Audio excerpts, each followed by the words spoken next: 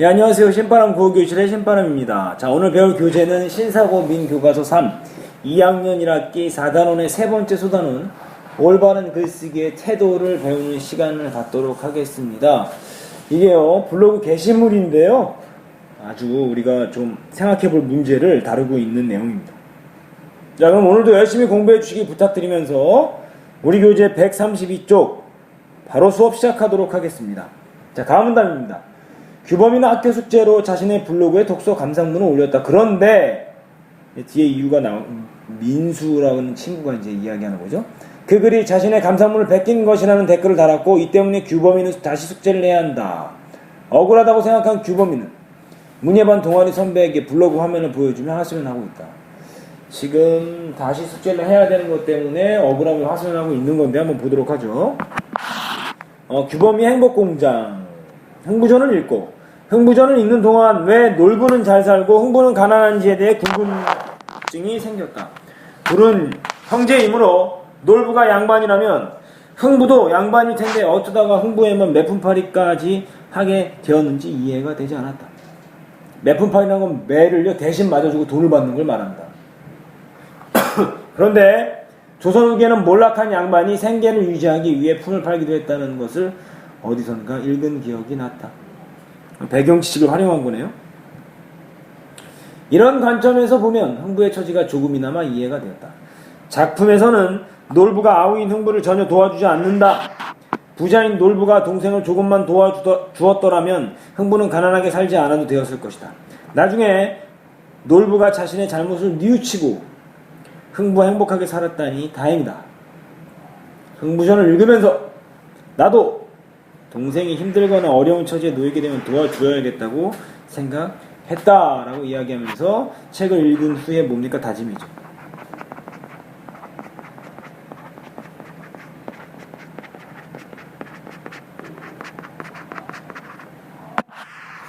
자, 댓글 쭉 달려있죠? 은미라는 친구는 뭐라고 그럽니까? 조선 후기 사회생활 바탕으로 흥부의 모습을 이해하려 했구나. 송아리, 규범이는 매일 반 친구들 때리는 깡패래. 정영진, 처음 듣는 무서운 이야기이긴 하지만 뭐 아니 땡 굴뚝에서 연기나 하겠어? 홍수에 정말 무서운 애구나. 이제 규범이랑 안 놀아야겠다. 이민수, 이거 내가 작년에 써서 내 블로그에 올렸던 감상문이랑 똑같네. 너 내 거 뱉겠지? 비공개. 정말 유치하네. 내가 발로 써서 너보다는 잘 쓰겠다. 아, 이런 댓글 이거 좋지 않죠. 이거 딱 읽어봐도 졌어요. 자, 한번 보도록 하죠. 다음 단. 흥부전을 읽고 감상문을 블로그에 올렸는데 사실 제가 쓴 글이 아니라 베낀 글이었어요. 선생님께서 그걸 아시고 감상문을 다시 쓰라고 하셨는데 사실 저는 제가 뭘 잘못했는지 모르겠어요. 뭡니까 지금 이게? 자신이 잘못한 걸 몰라요? 뭘 모르는 거? 자기가 잘못한 걸 모르는 게 사실 더 큰 문제예요. 그 댓글만 아니었으면, 민수의 댓글만 아니었으면 아무도 모르게 넘어갈 수 있었을 텐데. 이게 더 큰 문제죠 이게. 어쨌든 뭐예요? 적반하장의 태도예요 지금. 적반하장의 태도죠? 자신이 잘못한 것에 대해 인정하기는커녕 오히려 원망을 하고 있죠. 도둑놈이 도리어 몽둥이를 드는 격이다라는 거죠. 선배가 이야기합니다. 규범아, 남이 쓴 글을 읽어보는 것은 좋지만 그 글을 조금 수정해서 그대로 제출하는 것은 바람직하지 않아. 만약에 규범이가 쓴 감상문을 다른 사람이 자신의 글이라고 말한다면 어떤 생각이 들겠니? 어떻게 생각해보자는 거죠? 입장 받고 생각해보자. 한자성어로 뭡니까? 역지사지죠. 입장 받고 생각해보라 이 소리죠. 남의 글을 자기 것인 양 제출하는 것은 남의 물건을 훔치는 것과 같아. 이게 뭡니까? 이건 결국은 표절 행위를 말하는 거죠.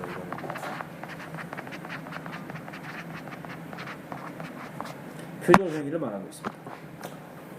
다음 페이지를 가보도록 하겠습니다. 그래요? 저는 그 글이 제 생각과 비슷하길래 그냥 베껴 썼던 건데 확실히 잘못된 행동이었네요. 이제 인정하기 시작하네요. 맞아. 다른 사람이 창작한 글의 일부나 전부를 도용하여 자신의 글인 것처럼 발표하는 것을 뭐라고 한다? 표절이라고 한다. 표절이라고 해. 중요합니다. 표절. 몰래 떠다 쓰는 거예요. 사회에서 지켜야 할 규칙이나 법이 있듯이 글을 쓸 때에도 지켜야 할 윤리적 규범이 있어. 이를 윤리라는데 내가 한 표절은 바로 이 글쓰기 윤리를 어긴 행동이야. 자, 이게 뭡니까? 쓰기 윤리를 지키는 방법을 이야기하고 있습니다.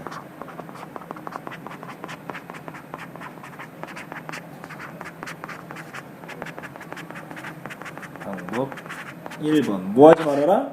표절하지 않기.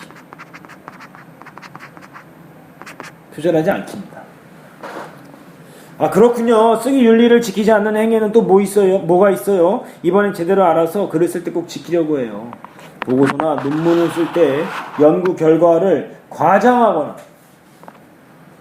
왜곡하지 않고 사실에 근거해야 하는 것도 쓰기 윤리에 해당해요. 쓰기 윤리 2번. 쓰기 윤리를 지키는 방법 2번. 과장하거나 왜곡하지 말아라. 그리고 쓰기 과정에 참고한 자료들의 출처를 명확하게 밝혀주는 것도, 쓰는 과정에서 참고한 자료들의 출처를 명확하게 밝혀주는 것도, 이것도 우리가 지켜야 할 쓰기 윤리라고 말할 수 있어. 쓰기 윤리를 지키는 방법 3번입니다. 아, 그러고 보니 제가 쓰기 윤리를 어긴 것이 2번이 처음은 아니었네요. 과학 시간에 실험 보고서를 쓴 적이 있는데 저희 조의 실험 결과가 예상과 달라 수치를 좀 수정해서 그냥 냈거든요. 아주 뭐예요? 연구 결과를 뭐 한 거예요, 지금 이거는? 연구 결과를 왜곡한 거죠.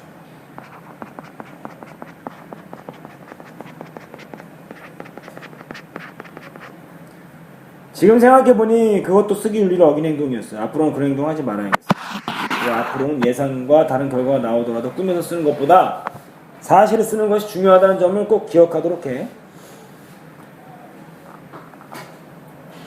네, 선배님 참 여기 좀 보세요. 제 블로그에 올렸던 감상문 아래에 누군가 이름을 밝히지 않고 욕을 달아놓은 것도 있고, 저에 대한 나쁜 소문을 퍼뜨리려는 목적으로 사실이 아닌 내용을 댓글을 달아놓은 것도 있어요. 지금 이거 어때요? 이게 지금 댓글을 통한 언어폭력, 다시 말하면 이게 인터넷상의 언어폭력이다라는 거죠.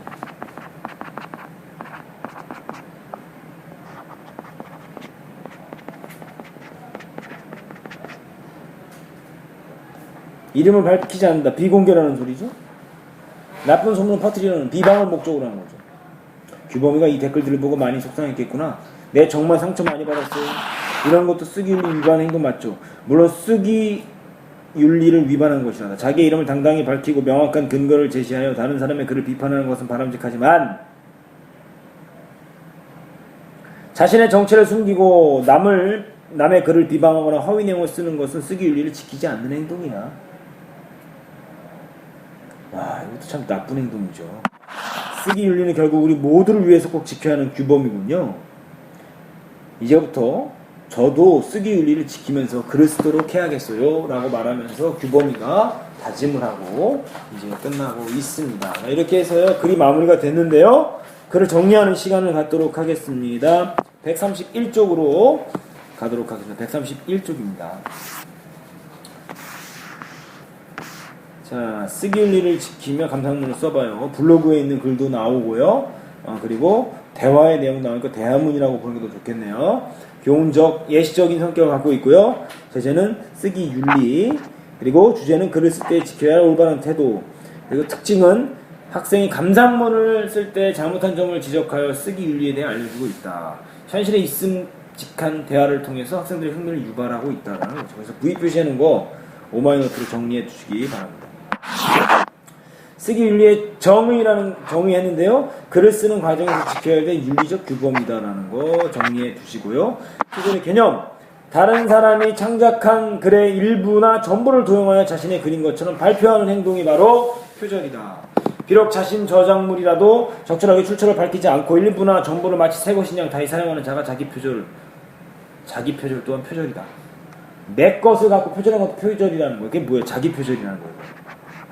타인의 저작물을 인용할 때 출처를 밝혔다고 해도 인용 부호가 없이 원문대로 옮기는 경우도 표절을 볼 수 있다. 인용 부호를 꼭 옮겨야 된다는 거죠. 작은 빠른 표를 말하는 거겠죠. 규범이의 감상문과 친구들의 댓글에서 쓰기 윤리 어긋난 점. 규범이의 감상문. 이민수의 글을 그대로 베껴 썼다라는 거 표절했죠. 송아리 근검 소문 유포했죠. 정영진, 비판적 인식 없이 그냥 무조건 받아들이고 있죠. 비공개, 예의를 지키지 않고 상대방에게 심한 말로 상처를 주고 있다. 요거 정리해 두시길 바랍니다. 자, 인터넷 언어폭력, 홈페이지 게시판이나 이메일 등을 통해 이루어지는 내용의 상스러운 욕설과 인격 모독 혹은 허위 비방하는 글들을 올리는 것이 인터넷 언어폭력이다. 정리해 두시고요. 쓰기 윤리 지키는 방법, 이거는 뭐 시험에 꼭 나오는 거죠. 다음 쓰기 윤리를 지키는 방법을 알맞은 것을 알맞지 않은 것은 첫 번째, 표절하지 않기. 두 번째, 연구 결과를 과장하거나 왜곡하지 않고 사실에 근거하여 쓰기. 세 번째, 참고한 자료들의 출처를 명확하게 밝혀주기. 네 번째, 남의 글을 비방하거나 허위 내용을 쓰지 않기. 인터넷을 이용할 때 지켜야 될 윤리. 글을 복사하여 옮겨올 때는 출처와 저작자의 이름을 밝히도록 한다. 불법 프로그램이나 불법 책자는 구입하지 않는다. 타인의 글, 사진, 그림을 자신의 작품인 것처럼 인터넷에 게재하지 않는다. 저작권법에 위촉되는 자료를 인터넷 공간에 게시하거나 판매, 의뢰하지 않는다. 인터넷에서 프로그램이나 문서 자료를 구했을 때 자유롭게 배포해도 되는지 생각해 본다 라고 이야기하면서 윤리, 지켜야 될 윤리에 대해서 이야기를 했습니다. 그렇게 해서요, 오늘 우리가 올바른 글쓰기의 태도 배웠습니다. 오마이노트로 정리하시고요, 관련 문제 풀어보시길 바랍니다. 자, 오늘도 열심히 공부해 주셔서 감사합니다. 그럼 다음 시간에 다시 만나요. 소년이여 야망을 가져라.